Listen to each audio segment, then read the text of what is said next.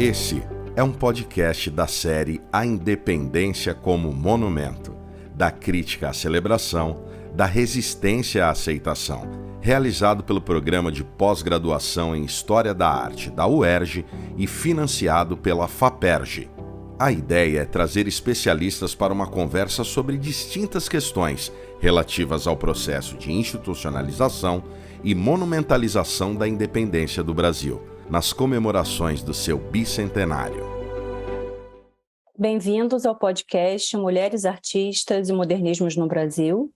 Historiografia da arte hoje pensa os apagamentos e as narrativas marginais na construção da ideia de identidade nacional.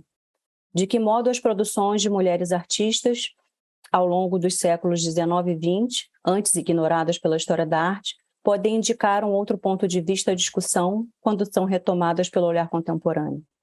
Como as pesquisas sobre os modernismos no Brasil ganham outras nuances a partir dos estudos feministas interseccionais. Esse será o tema principal do nosso podcast. Para falar dele, convidamos as professoras e pesquisadoras Cláudia de Oliveira, da Universidade Federal do Rio de Janeiro, e Rita Lages, da Universidade Federal de Minas Gerais. Cláudia de Oliveira é historiadora da arte, com formação em História Social, que pesquisa historiografia da arte, mulheres artistas, a partir de epistemologias da história da arte feminista. É professora da Escola de Belas Artes da UFRJ, atuando na graduação e no programa de pós-graduação em artes visuais. Rita Lages é historiadora da arte, com formação em História Social da Cultura, com atuação nos temas História das mulheres artistas nos séculos XIX e XX, História das cidades, Patrimônio cultural, Gênero e arte. É professora do programa de pós-graduação em arte e dos cursos de graduação em conservação e restauração em bens culturais da UFMG. Aqui reunidas, essas duas pesquisadoras vão discutir conosco o problema das mulheres artistas e dos modernismos no Brasil. Eu, Fernanda Pequeno, serei a host desse podcast. Sou historiadora da arte, curadora e professora do Instituto de Arte da UERJ. A entrevistadora de hoje será Laura Souza, mestranda do programa de pós-graduação em História da Arte da UERJ. Bem-vindas. Olá, eu sou Laura Souza. Agradeço o convite para estar aqui como entrevistadora e aproveito para cumprimentar as entrevistadas. Agora, passando às perguntas. A primeira pergunta é para as duas pesquisadoras. O projeto para a construção e afirmação de um patrimônio cultural e histórico nacional nos séculos passados atravessou a produção das artistas mulheres que vocês pesquisam? Poderiam citar exemplos a ponto de que modo tais questões impactaram em suas produções, anseios e enfrentamentos e nos modos como seus trabalhos foram expostos, colecionados, lidos e analisados? Passo a palavra para Cláudia e depois para Rita. Olá, Fernanda. Olá, Laura. Olá, Rita. Na minha compreensão, né, houve diferentes projetos de construção e afirmação de um patrimônio no Brasil, né? E eles conviveram simultaneamente, né? E hoje, né, na contemporaneidade, nós já podemos ver com clareza esses diferentes projetos. E se tratando de um grupo de mulheres que eu trabalho, não é, que eu pesquiso, que são as artistas ou que se formaram pela Escola Nacional de Belas Artes, ou que gravitavam em torno da Escola Nacional de Belas Artes, que, afinal de contas, organizava o sistema de arte carioca no início do século XX, porque, na verdade, eu trabalho com as artistas do início do século XX, e, de fato, as que se formaram na década de 10. Eu vejo nas minhas pesquisas que dois paradigmas são muito importantes até aproximadamente a década de 1950. O primeiro deles é o paradigma da aprendizagem, quer dizer, o modelo epistemológico, quer dizer, o paradigma epistemológico dessas estudantes era um modelo masculinista e acadêmico, portanto, canônico, normativo e patriarcal. E, por outro lado, não é, elas também foram vistas, até pelo modernismo oficial, como o outro do outro. E aí eu estou utilizando uma categoria do feminismo negro, né? O outro do homem e o outro do modernismo, né? Então, essas duas, vamos dizer, esses dois paradigmas são paradigmas que vão, evidentemente, estar muito presentes na formação dessas artistas e, portanto, na sua produção posterior, né?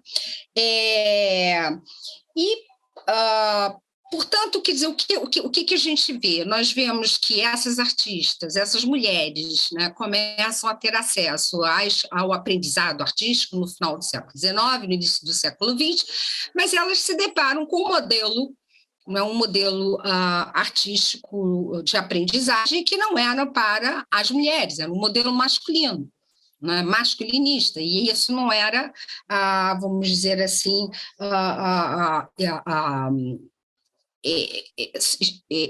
que se referia somente, não é, às mulheres, às artistas brasileiras. Isso aconteceu no Ocidente, em geral, né?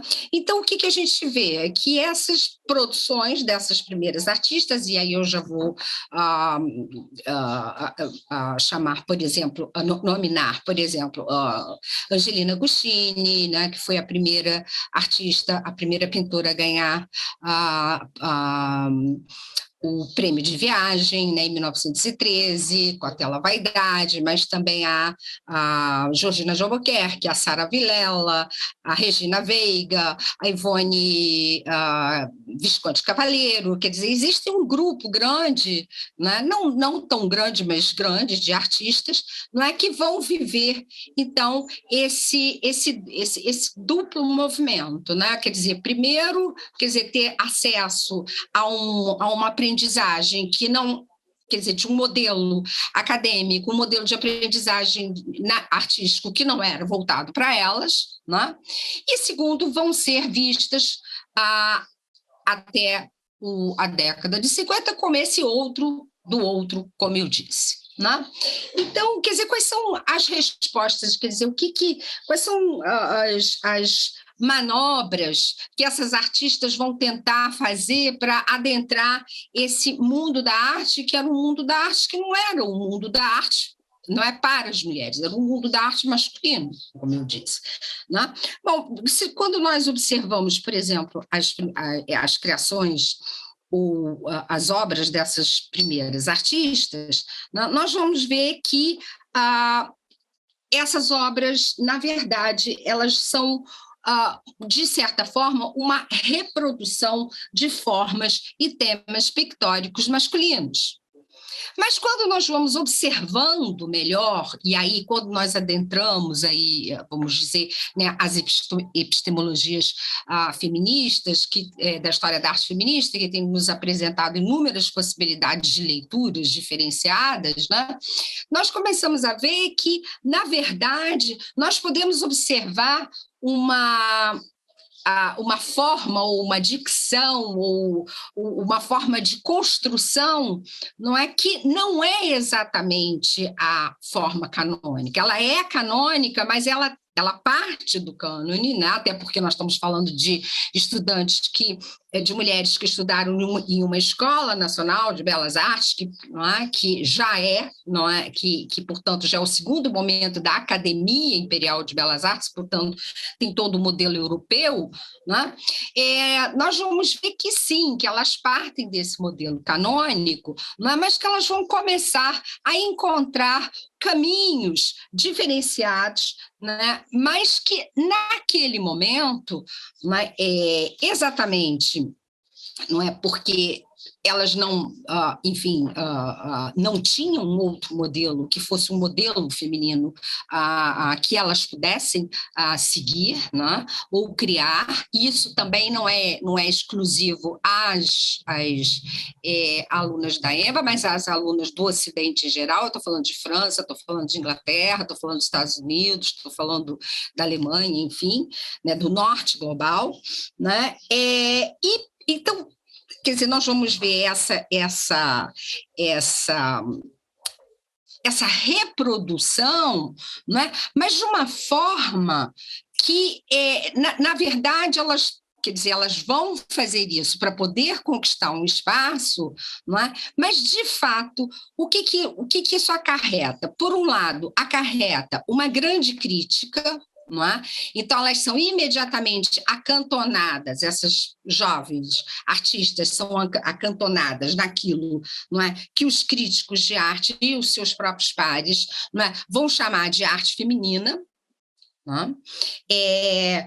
Portanto, elas vão ser julgadas a partir, os seus trabalhos, as suas criações vão ser julgadas a partir, não é, de um paradigma que não era o paradigma feminino, ou um paradigma do outro, vamos dizer assim, porque nós estamos falando da categoria outro, e aí é o outro mulher, é o outro negro, é o outro que não é, vamos dizer, não é, o outro homem branco ocidental, não é? Que é esse o modelo de arte e de artista que surge no Renascimento. Né? Então, é muito interessante também, porque aí a própria, e aí nós vamos estar falando também da crítica de arte, que é uma crítica de arte exclusivamente masculina, né? E que, justamente porque acantonam essas jovens dentro dessa construção de uma arte feminina, né, vão começar a surgir inúmeros epítetos, desde Gonzaga Duque, né, passando, por exemplo, por Oscar Dalva, ou por Marx Júnior, que tem crônicas na revista Para Todos, né? O espírito fino, o pulso feminino, espírito de senhora, não é que, na verdade, né, nós podemos ler isso como epítetos demeritórios, não é? Porque elas estão sendo julgadas, não é? Mas mas hierarquicamente em posições diferentes. Não é? Porque elas são outro mulher. Não é? Bem, e com isso, então, na verdade, também é interessante nós apontarmos aqui, quer dizer, que esses epítetos, né, que são muitos, eles também não são exclusivos ao Brasil, né? Os historiadores, como, por exemplo, o historiador da arte português Fernando Antônio Batista Pereira, ao estudar as pintoras Lavínia Fontana e Sofonias Banguissola, não é? Que são pintoras maneiristas do final do Renascimento, ele também encontra inúmeros epítetos e ele conclui que esses epítetos, na verdade, são marcadores de gênero. Não é? Então, quer dizer, na verdade, o que nós estamos falando, né, é que o que vai sendo construído, portanto, é um sistema hierárquico, um sistema bastante, vamos dizer, hierarquicamente canônico, né, que parte do cânone e, a partir daí, cria essa hierarquia, que, na verdade, é uma hierarquia de classe, de raça e de gênero, né, que hoje nós podemos ver isso, mas naquele momento, né, a própria sociedade, a sociedade sendo uma sociedade patriarcal, não entendia assim, porque entendia a mulher e entendia todos os outros dentro dessa hierarquia social. Né?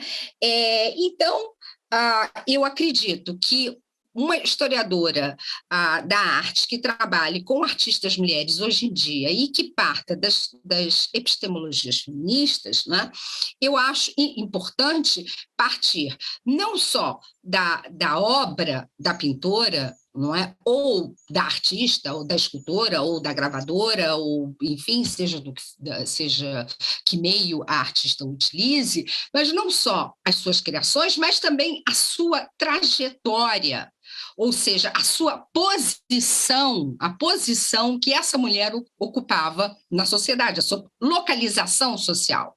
Né?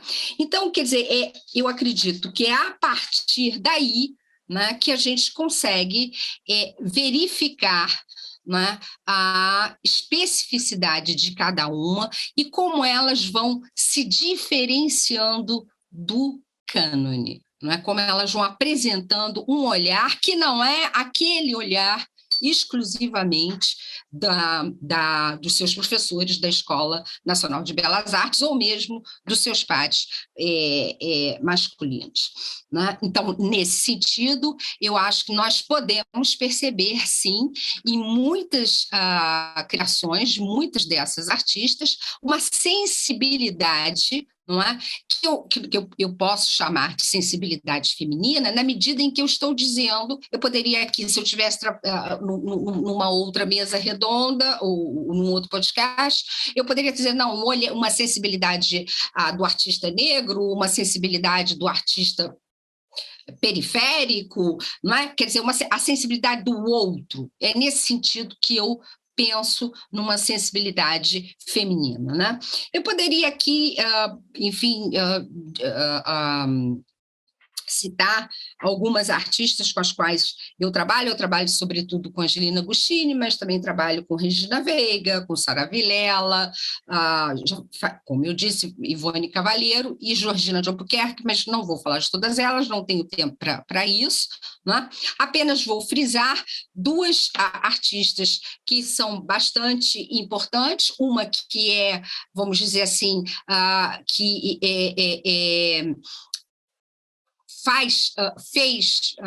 entrou para o cânone da história da arte, portanto, fez sucesso, é uma palavra que eu coloco entre aspas porque eu acho absolutamente inócua, não gosto de usar essa palavra, mas fez sucesso no seu tempo vivido e também no seu tempo memória, que foi Georgina de Albuquerque. E Angelina Agostini, que fez sucesso durante um tempo, né, até 1913, vamos dizer assim, e depois caiu no esquecimento por razões. Que razões? Por razões que combinaram inúmeras questões que partiam desde a sua trajetória, da sua vida pessoal, não é? E, portanto, vida que se diferenciava inteiramente de uma Georgina de Albuquerque, que soube muito bem manobrar, não é, nesse sistema masculino. Georgina de Albuquerque obteve uma consagração enorme em vida, né? Já nos anos 30, Georgina de Albuquerque inicia sua carreira artística ao lado de seu marido, né? Pintor também. Posteriormente, já na década de 30, a gente vê Georgina de Albuquerque expondo sozinha, não é? Enfim, despontando como uma artista extremamente renomada, não é? E ela não só ela teve essa habilidade de manobrar no campo artístico como mulher, mas também ela teve a habilidade de manobrar como professora da EMBA, posteriormente como diretora, né, entre o grupo dos acadêmicos e dos modernistas. Ela sempre soube, ela sempre teve essa habilidade que a Angelina Agostini não teve. Né? Aí são várias questões, quer dizer, a minha pesquisa sobre a Angelina Agostini já toma bastante, eu já tenho uns 5, 6 anos pesquisando a Angelina Agostini, e o maior problema de Angelina Agostini e de outras artistas que não são, por exemplo,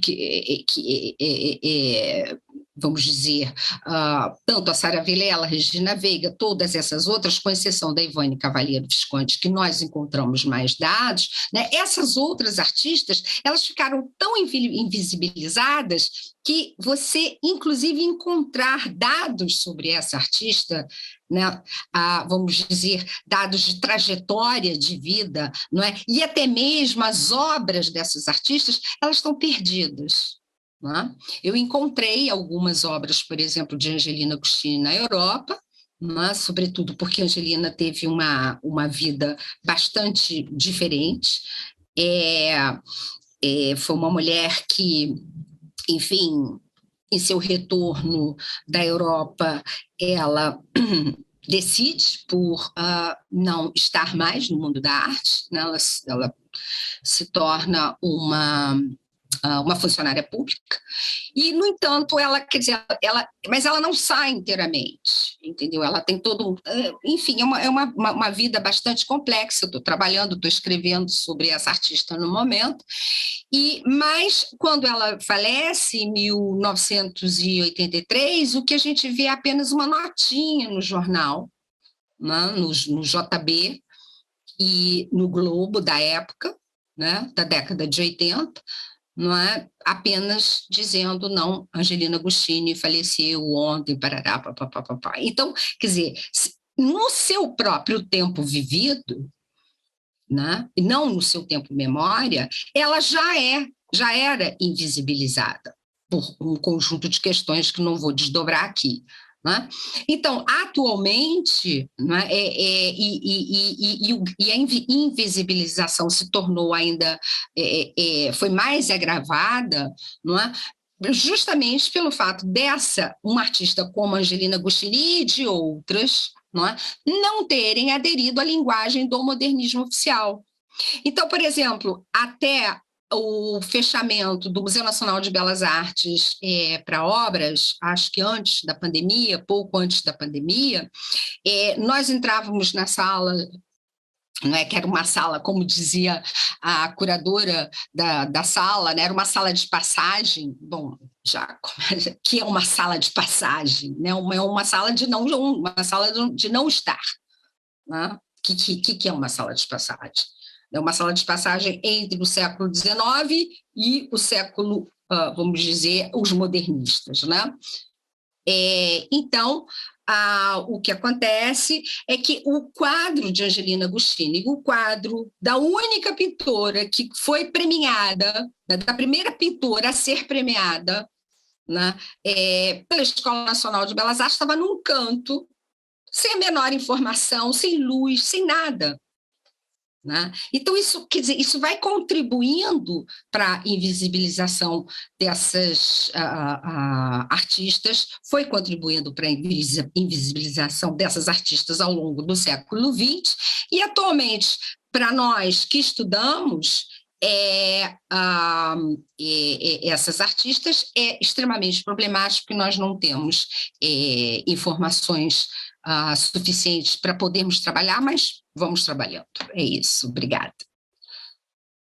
Bem, gente, acho que é muito importante essa fala aí da Cláudia, né, pensando nessas dimensões, assim, desses dois paradigmas que ela coloca no início, né, pensando esse universo, que era esse universo, né, masculinista, esse universo acadêmico, no qual essas mulheres, elas se inserem, né, no momento que elas estão se inserindo nesses mundos das artes no século XIX e no século XX, né.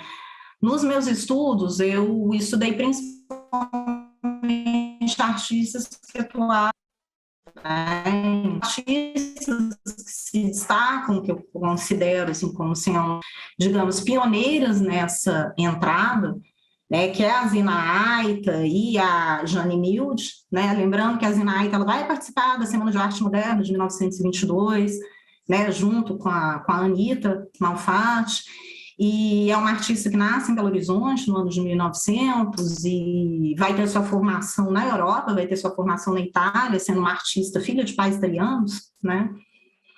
E a Jane Milde, que ela, na verdade, ela ingressa nesses mundos das artes em 1929, né? Acho que é importante aí pensar que Belo Horizonte é uma cidade que ela é inaugurada e Jane Milde, ela traz, para além dessa questão de ser uma artista mulher, algo que naquele momento na cidade, que a gente consegue perceber nas críticas presentes nos jornais, era extremamente valorizado, o fato de ser europeia, né? E trazer para a cidade, no campo do ensino, que era o campo no qual ela atuava, uma dimensão também civilizatória, né? Isso daí a gente consegue perceber nas críticas, a gente consegue perceber nas reportagens de jornal que se referiam à presença dessa artista, que era uma artista belga, que havia nascido também em 1900, e que havia tido uma formação na Real Academia de Belas Artes de Bruxelas, né? Então, ela entra também dentro desse rol dessas formações, que é essa formação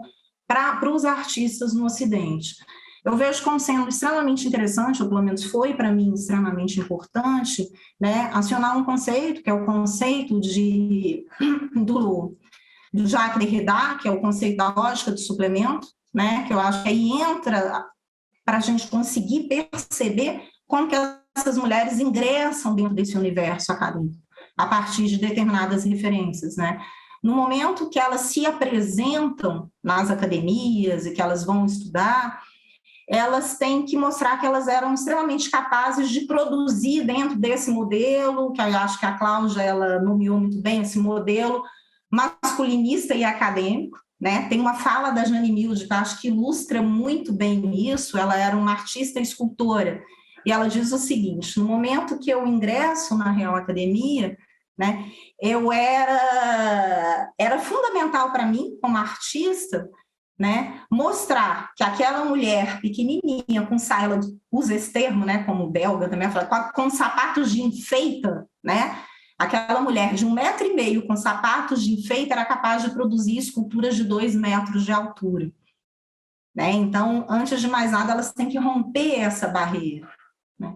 E ela acaba sendo reconhecida, relativamente reconhecida, quando ela ainda estava atuando na Bélgica. Quando ela vem para o Brasil, ela vem para atuar numa universidade do trabalho, que acaba não se efetivando, e atua no ensino para as professoras primárias, numa escola de aperfeiçoamento, né?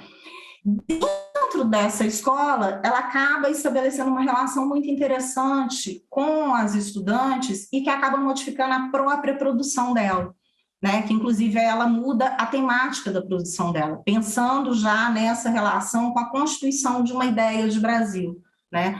A ideia de Brasil e de patrimônio também que aparece na produção da Jane Milde é uma ideia relacionada à questão da representação indígena, né? Então, por exemplo, ela tem uma escultura de uma iara, né? Então, são temas que aparecem na produção dela, que é uma produção que, pelas críticas que eu li, ela não chega a ser associada a essa questão do feminino, né? Mas é associada muito a essa dimensão dessa arte europeia, mas que, ao mesmo tempo, as temáticas delas são temáticas femininas, né? São as adolescentes, é a iara, é um coral de indígenas, que claramente são representações femininas também.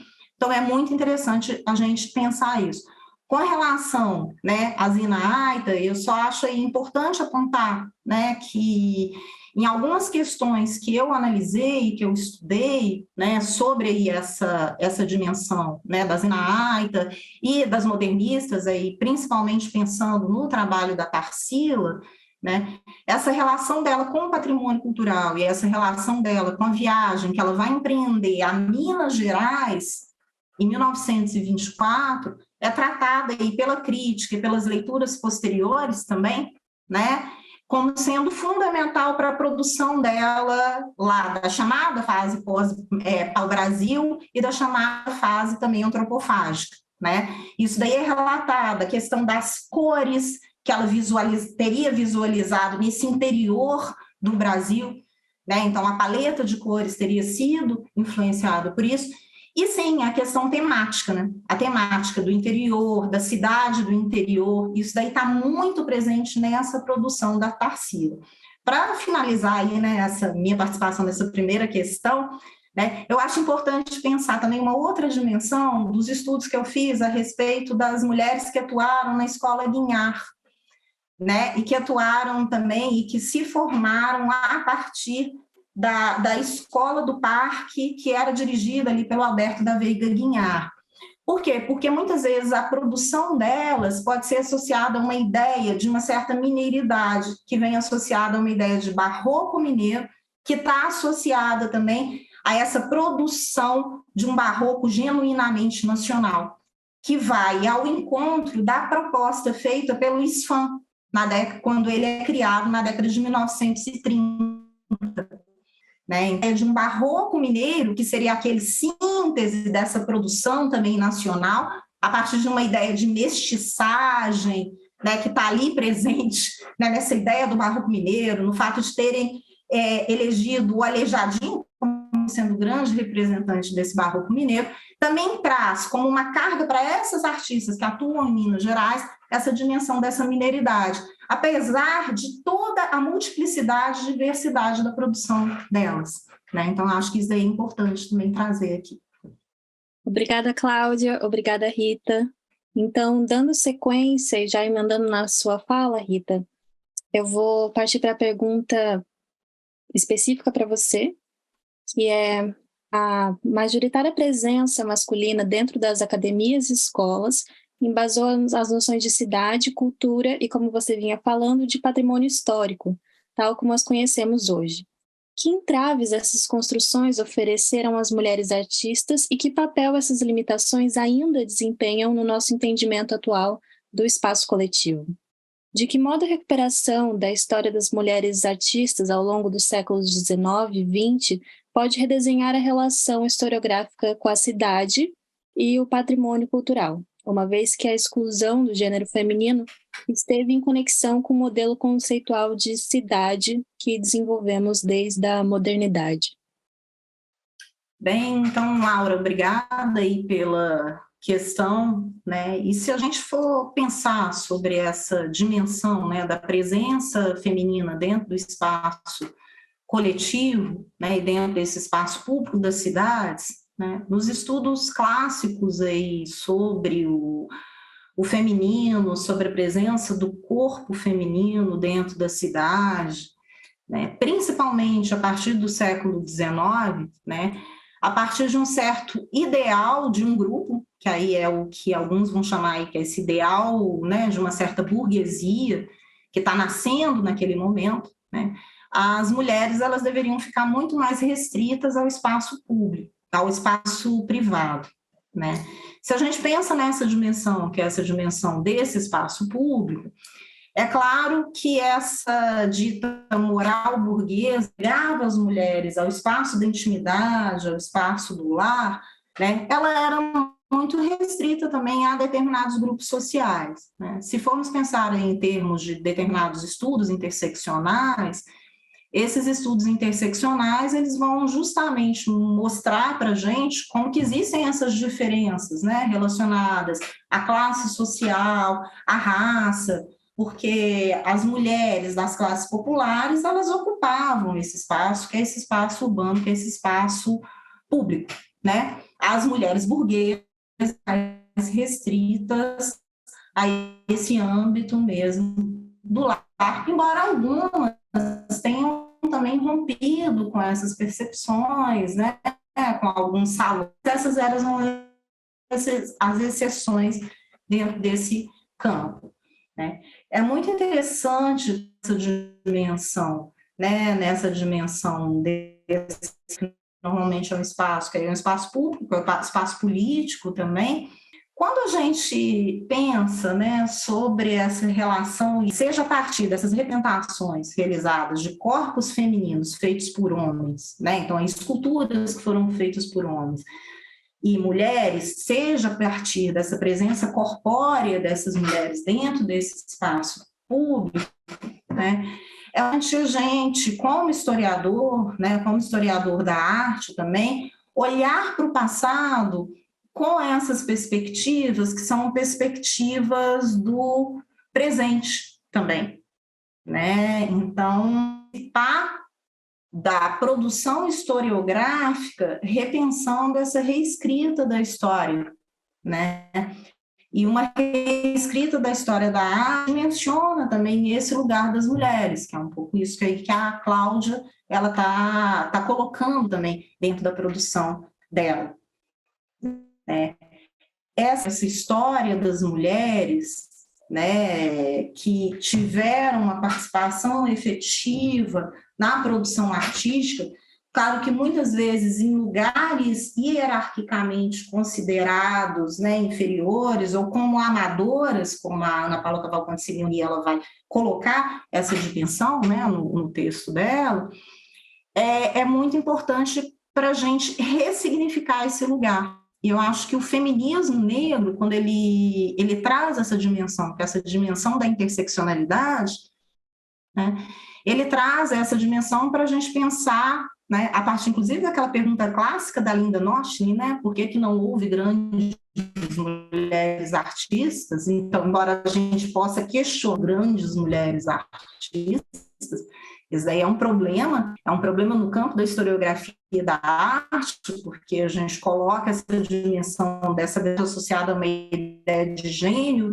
que ela é historicamente datada, uma ideia hierárquica de um lugar vivido histórico e socialmente, né? É importante a gente redimensionar esse lugar e pensar como que essas relações sociais, ações culturais, elas colocam as mulheres num outro lugar, né? Então, acho que quando a gente pensa, né, essa exclusão desse gênero feminino dentro do espaço da cidade, né, e essa exclusão desse gênero feminino também dentro desse lugar profissional das artes, a gente tem aí um encontro de questões que mostram exatamente esse lugar da mulher na modernidade e esse lugar da mulher que vai sendo construído, como muito bem foi colocado pela Silvia Federici, né, que vai sendo construído na Idade Moderna, né, de uma mulher que ela vai, na verdade, perdendo determinadas participações, né? E novas dimensões são criadas, ela é excluída desse espaço, ela é excluída desse espaço público, né? A partir de uma justificativa relacionada à ideia de feminilidade, de que o lugar da mulher é o lar, né? De que o grande anseio da mulher e sua grande realização se encontra na maternidade, que está relacionada a esse universo da arte também, né? Então, eu vejo que a gente tem que refletir sobre essas dimensões, né, da presença dessas mulheres nas academias. Então, acho que com relação a esse ponto aí é isso. Obrigada, Rita. Eu gostaria de ressaltar essa importância em redimensionar o lugar das grandes artistas, da genialidade, para poder compreender a presença do feminino na história da arte, agora sim, retomando historiograficamente essas questões passadas, para emendar com a questão para Cláudia, que tem uma relação com esse tema. Assim. Quando estudamos sobre identidade nacional, autenticidade artística e genialidade, adentramos um campo das instituições da arte notavelmente marcado pelas disputas e questões determinadas por um olhar masculino, em especial aquelas abarcadas por uma certa herança europeia. É possível propor um contraponto para pensar a construção da imagem brasileira a partir das obras das mulheres artistas, romper com as associações visuais, culturais e comportamentais para pensar a mulher como produtora de arte implica superar o discurso moderno em torno de uma estética nacional? Então, obrigada, Laura. Mas antes eu gostaria de dizer que eu concordo com a Rita, que nós estamos vivendo um novo tempo, um tempo atravessado por uma nova escrita da história, né? E que, portanto, a gente tem um grande esforço agora, na contemporaneidade, na reconstrução de memórias, especialmente na memória dos grupos sociais invisibilizados pela narrativa histórica universal. Mas, entrando na sua questão, eu penso que sim, que as obras das artistas mulheres, elas apresentam outros modos de ver e criar, portanto, outras modernidades, porque nós estamos falando do outro, olhar do outro, que por consequência nos dá a ver outras visualidades, na medida em que parte de outras localizações, vamos dizer assim, sociais. Né? Então, portanto, se na década de 50, né, o crítico de arte Mário Pedrosa dizia que nós estávamos condenados à modernidade, hoje o pensamento pós-moderno nos possibilita falar sobre múltiplas formas do ver e formas múltiplas de criar. Então, quer dizer, é claro que essa multiplicidade nem sempre é confortável, né? Seria muito mais fácil nós acreditarmos numa única verdade ou numa única forma de compreender e olhar mais verdadeira do que outras, mas, como assinala o próprio filósofo Jacques Rancière, na Partilha do Sensível, a contemporaneidade libertou os artistas, né, dessa camisa de forças colocada, imposta pela modernidade, pelo discurso modernista. Então, com isso, né, como uma historiadora da arte, né, que parte dessas epistemologias feministas de análise, eu penso que as artistas femininas, seja em nossas pesquisas ou nas pesquisas de nossos estudantes, quer dizer, deve levar em conta que o modo de fazer e de ver